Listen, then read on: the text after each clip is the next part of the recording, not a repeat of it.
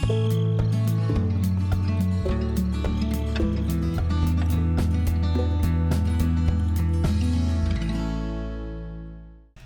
everybody, good evening. We are back on good old Gelvin Valley, continuing on with our task of baling.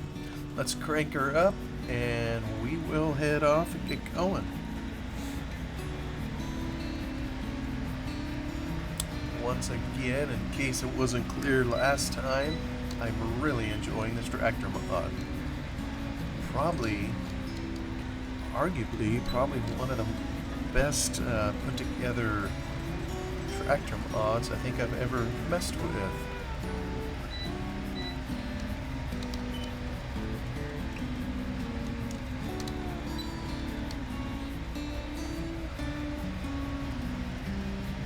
Got just a small dab left here on field 32. We'll be moving on. Yeah, I think I'm going to need to, probably not going to be able to finish all this on the existing rental contract. So note to self, next time, let's hire it for 5 hours. Unless we're able to get some property, we shall see. Alright, last straw picked it up.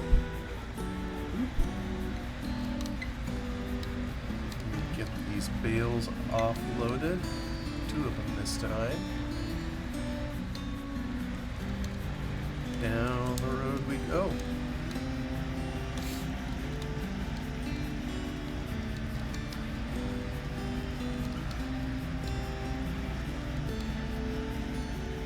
You know what's interesting, when I turn on the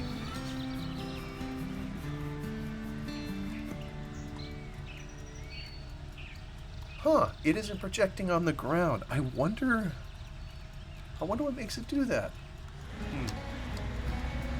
Oh well. Who can tell? Yeah, it seemed like it was much more pronounced when oh, this thing is going so fast, the baler's pushing it around. We'll just cut through here like we've been doing. We have a very gracious neighbor whose sheep have eaten down the pasture, so he doesn't mind if we cut through there.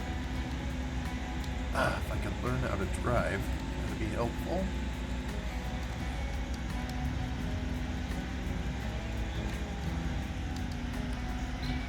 Alright, here we go.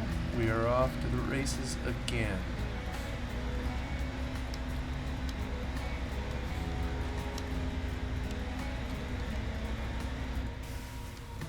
It's actually pretty steep in here now that I think about it. Well, I did something a little bit different tonight, and as I record this, it is just before midnight. I know you all have heard me talk about my daughter and new son-in-law on here and the wedding we just had a week and a half ago. I think that's what it is now. Not quite 2 weeks. Well, they are still on their honeymoon, clear over across the world in Norway, and they had one of my sons kind of house sit, if you will, while they're gone for part of the time, for half of the time. So he was over there for several days. And then they had a cousin of theirs, a young lady. She, let's see, a year ago, she just got out of high school. So that gives you some idea of her age. And my son is just a year or two older than that. Wow, that's really steep right here. Really puts it in perspective when you get down and, let me see if I can turn it on, off, try that little technique. That's about the only thing I can do to climb a hill. And I probably left some material on the hill. Did I? I left a little spot. I'll have to come back and get it.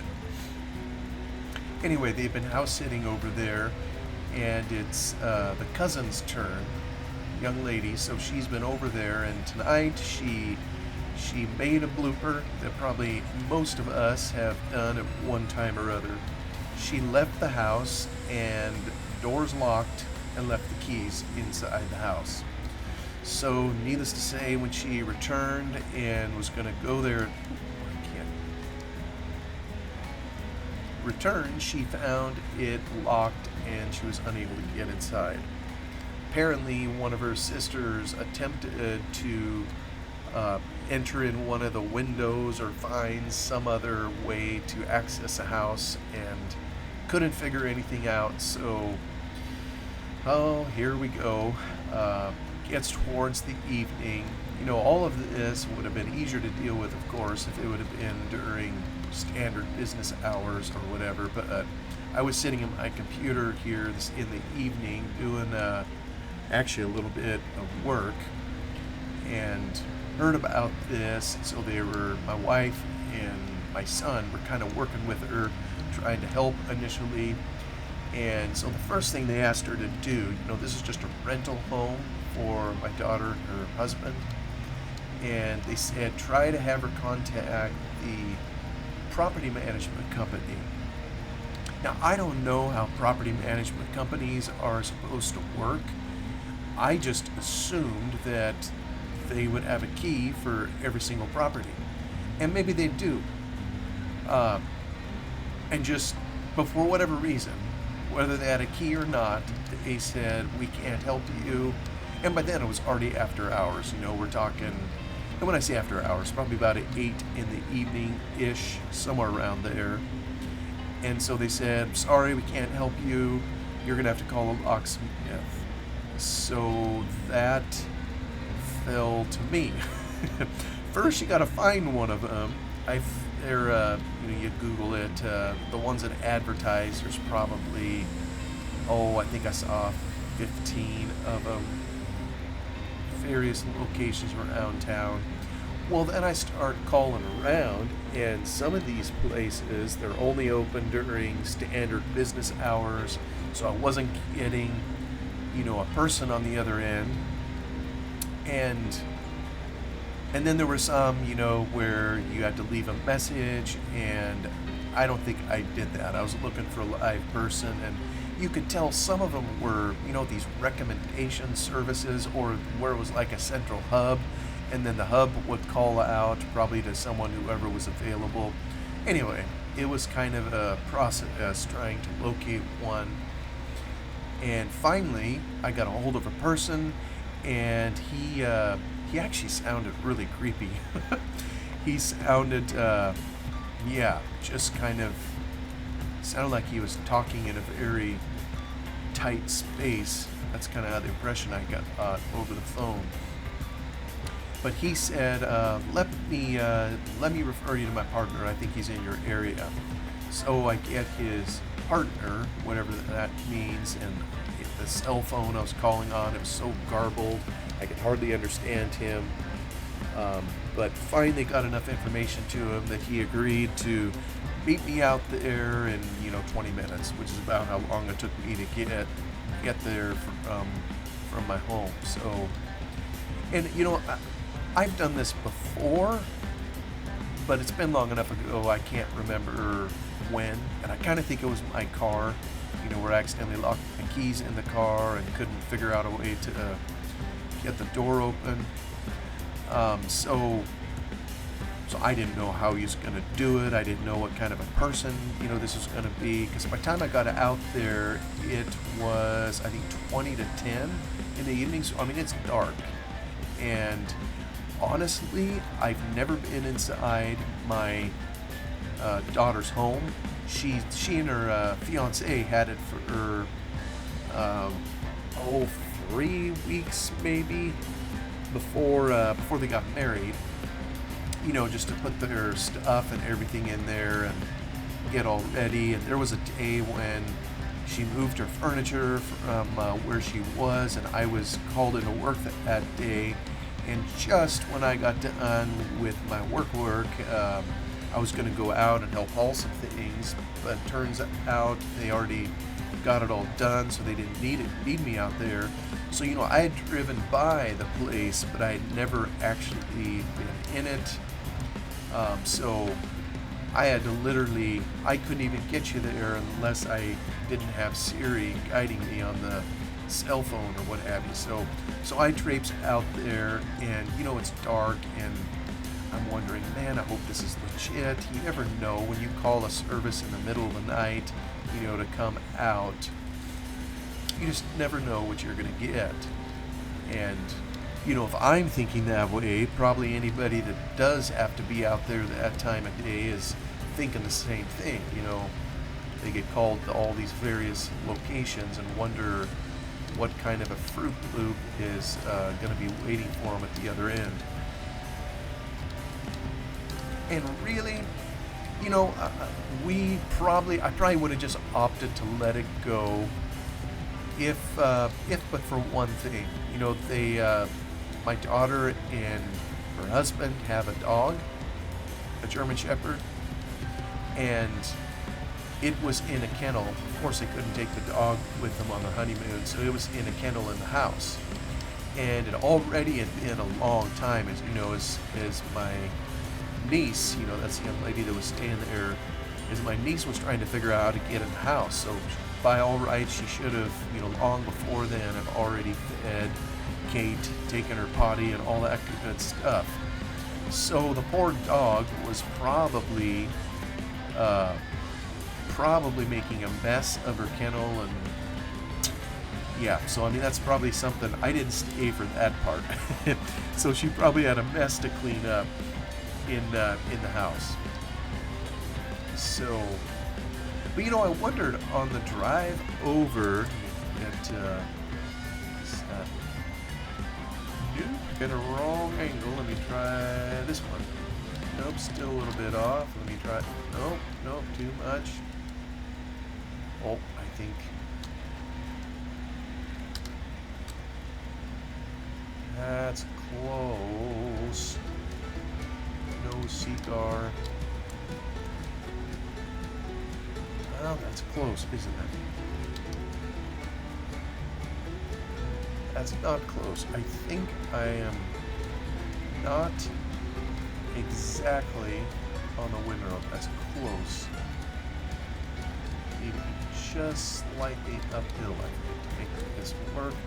Probably wasting a boatload of time of my rental time, but I'm pretty sure I'm going to have to rent it for more time anyhow. Why me? I should maybe install a... Oh, for goodness sakes. I think I need a flat area.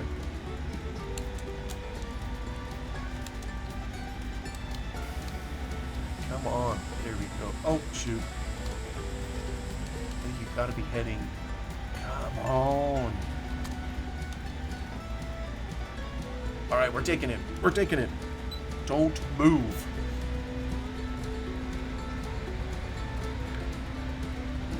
There we go. Anyways, I was heading over to, my daughter's place. I started to wonder, this locksmith, assuming he's legit, how does he know that I'm legit? I don't own this house. I mean, and it's a rental house, and at least the rental or the property management company knows, that we're here doing something with it, that the keys were locked inside the house or whatever. At least they know. But how does the locksmith guy know that I'm legit and that I'm not just some crook, that picked a random house, to have him come open the door for me? And so, oh shoot, I must have turned this off. All right. Oh, what is my problem? Oh, that's my problem. Note to self, don't turn the baler off and don't raise the pickup. So, as it turns out, when I got there, I didn't have to wait too long. He showed up, which was really nice. It just happened that he was close by within 20 minutes, basically the same as me.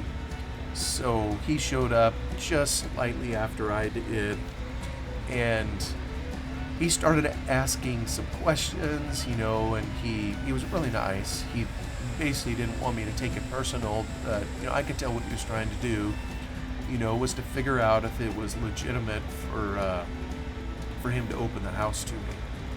And I was like I just told you, I had never been in the house before.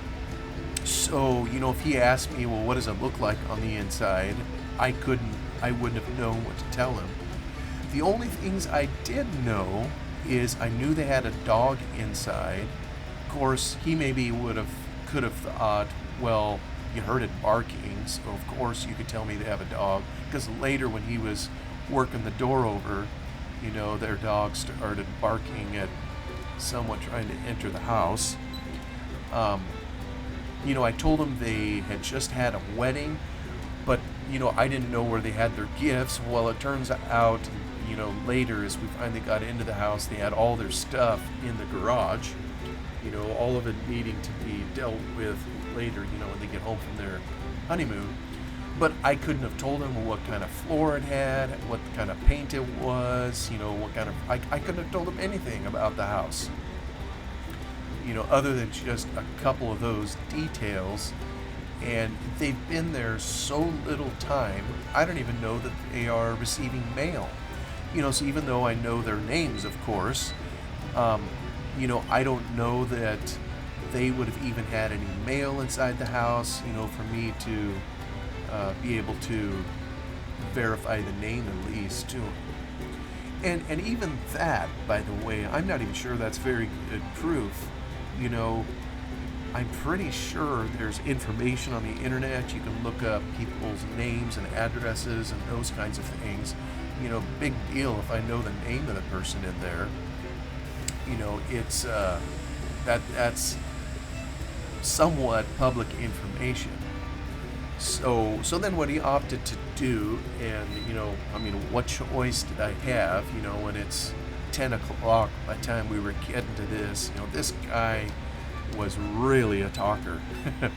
He would do well setting up a YouTube probably for himself. I think he said he was autistic, and he was real apologetic about it. Wish he didn't feel like he had to be, although he did talk, like I say, a whole bunch. But he says, he was telling me later, he says, I learned I was autistic, and I try to stop myself, when I'm just starting to babble. And it's like, well, you know what? I'm not autistic, at least not that I'm aware of. And probably anybody that listens to my YouTube channel could tell you that that's pretty much all I do in here is a bunch of babble. So he's not taking anything away from him for that. But what he ended up doing is he had me take out my driver's license. He took a picture of it so it can go in the file. He then obviously compared the picture of me on the card to me because I was standing there.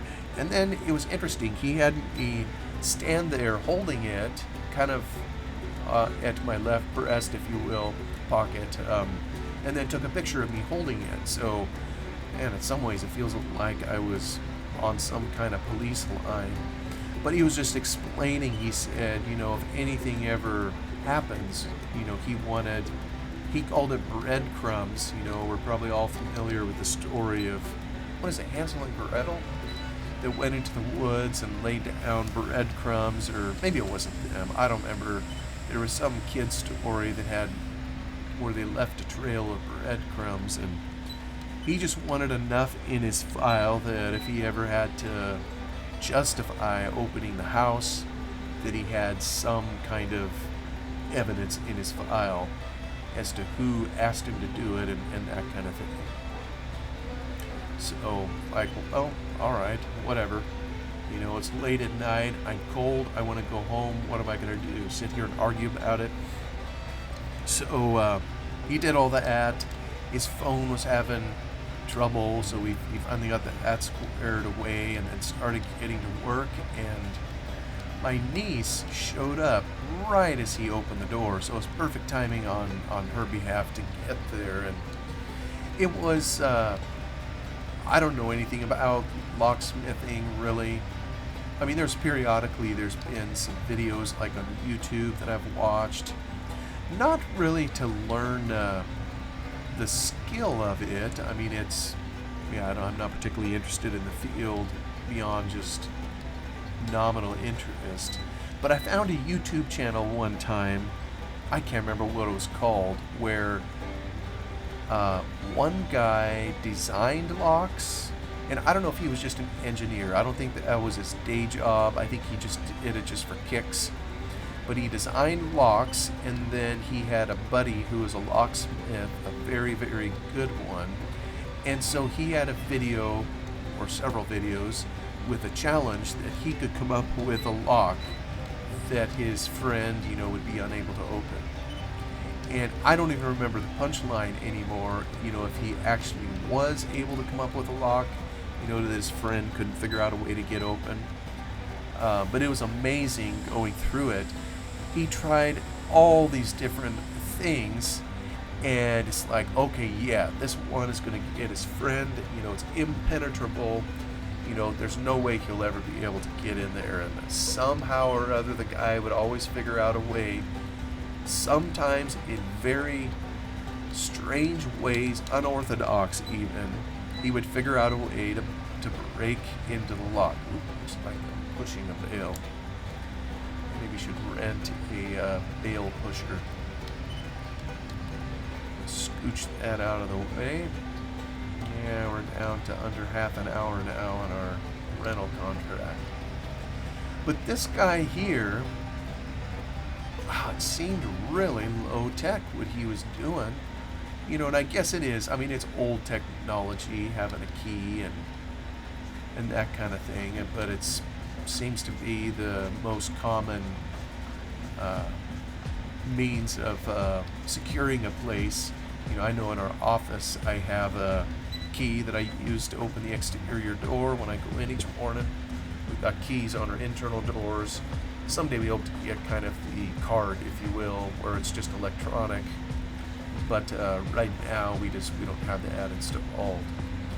But he had this, it was a generic type key that fitted this particular brand of lock. So he jams it in there and then proceeds to beat on it, or actually no, he doesn't beat on it. He put some kind of a metal rod through the end of the key, and then did he beat on the metal? No, that was to turn it. He had it up there to help him turn it, because I think there's little pins in there, and so you need to be Johnny on the spot, that when you pop those things up, that you could turn the lock. So he constantly had pressure on it to, so he would be ready to turn it. But otherwise, he just beat on the end of the key with some kind of instrument. It didn't look fancy. He said he had made it himself, but I don't know what that means. He was just whacking on the end of the key, and then he would listen, and I could hear myself too. I know there's things sometimes they listen, but he could tell, how many pins the door had. It was 5-pin lock, and then he could tell how many pins had moved, with when he was working on it. So you'd hear him. He was trying to get all 5 pins to move, and it took him a little while to do it, but it just looks so low-tech, so easy ultimately. When he finally popped the door open, it's like, man, I could even try to do that. And, he ended up telling me later that, as it turns out, their door really doesn't have a very strong lock on it at all. How? Oh, the combine must have nosed in here. I guess I snuck that off there. And I'm sure these guys, that are, in their craft and know what they're doing, there's probably certain lock brands. Later when he got done, he gave a basic education on locks and keys and made a couple helpful suggestions, one of which was to rekey the door. He says the key that you have has the pins way too high and way too uniform, so it'd be really, really easy for someone to breach the door. It's like, well, of all the things that he told me, that was probably the most valuable bit of information. So I think I'm going to pass that on to my daughter and son-in-law when they get back home, that they may want to consider rekeying the doors. Might be something they ought to clear with a property company, I would guess. Oh, it does not like acting up when you have the machine engaged. Uphill anyways.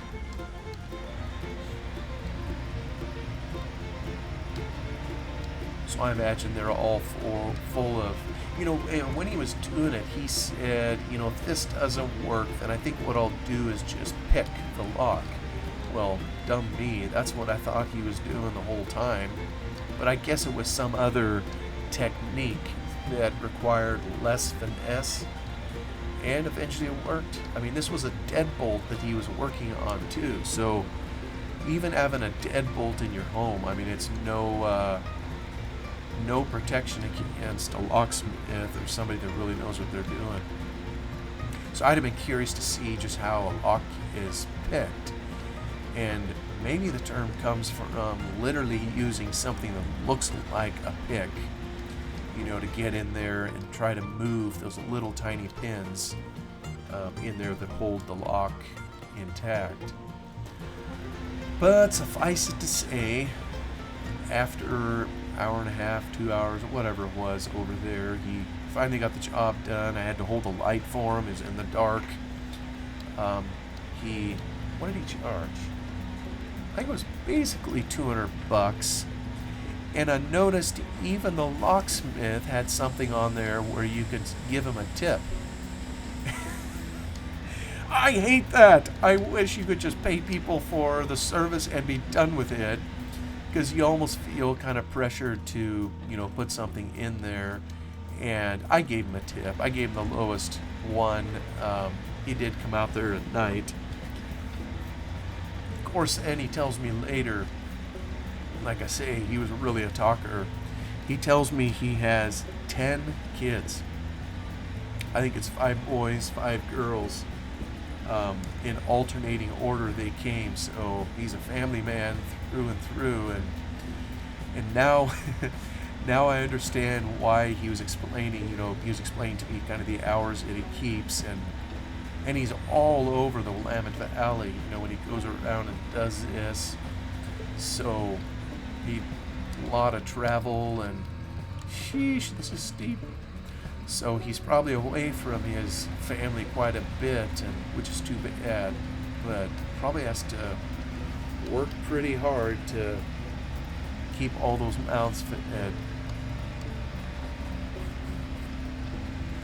So anyway, I guess we all have a few experiences in life where we get to do something we weren't anticipating on doing when the evening or day started. So that's what I did. Actually, that was the second unanticipated thing of the day.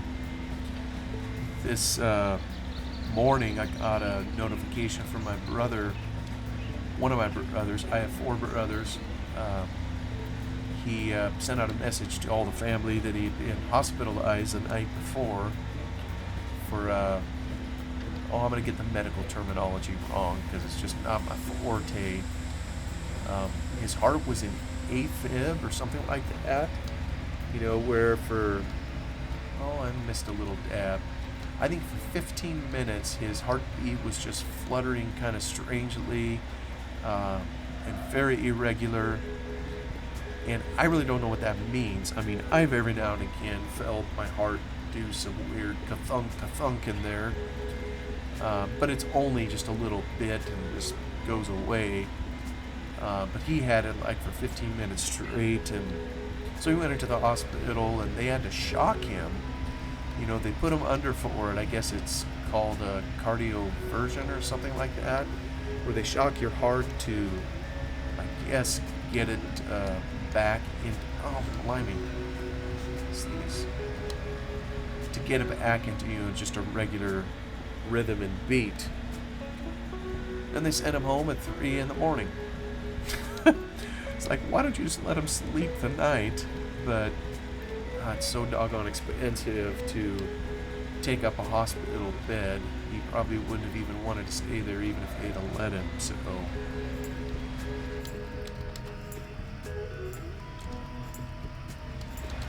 oh, for corn's sakes. Yeah, it's the perils of when you go in cab and don't necessarily know if you're picking all the crop up.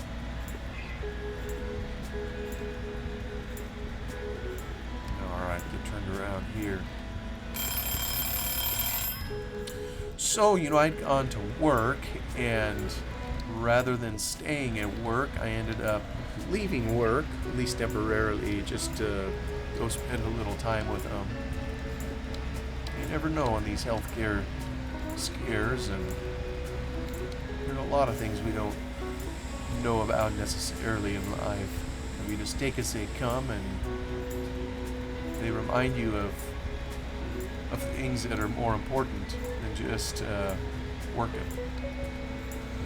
And speaking of working, we are working hard in here, getting our baling done with this amazing mod. And everybody heard the bell ring, so I think I'm gonna wrap this up. Let me see how many fields are left. We got this that we're doing. We have field. Just make sure I stay on my windrow. Actually, I can pick up that little dab coming the other way. We have field number 8, 1, and 2. Beyond this one. So yeah, I'm gonna definitely need to hire this for some additional time to get the job done. And this one here, see, I was smart enough to send the windrows across the field, so it'll be a lot easier, hopefully, to pick up these windrows where I'm not going uphill. Anyway, thank you so much for coming along and humoring me and listening to me just babble along. Y'all have a wonderful day, and I will see you on the next one. Goodbye.